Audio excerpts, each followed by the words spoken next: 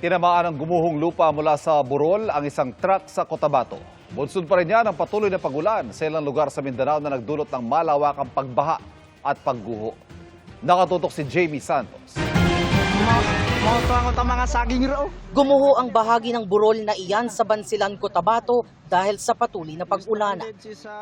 Naggalat ang mga tipak ng lupa sa kalsada. Tinamaan niyan ang isang dumadaang truck na buti hindi nahulog sa bangin. Agad na nagsagawa ng clearing operations ang otoridad.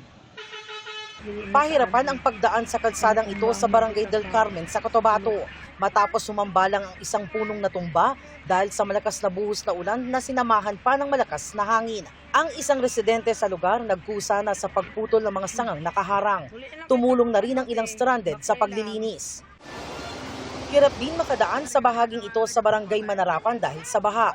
Kinailangan patuloy buhati ng isang motor para makatawid. Umapaw na tubig sa tulay naman dahil pa rin sa walang patid na pag-ulan ang iniinda ng mga taga-barangay Parwayan sa bayan ng Alamada sa Cotabato.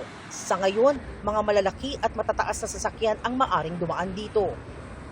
Dama rin ang buhos ng ulan sa bayan ng Sultan sa Barongis sa Maguindanao del Sur. Nagmistulang dagat na ang kalsadang ito dahil sa malawakang pagbaha. Kaya ang ilan gumagamit na ng bangka para makadaan. Ayon sa Pag-asa, trough ng low pressure area ang nakakaapekto ngayon sa Mindanao. Jamie Santos, Nakatutok, 24 Oras.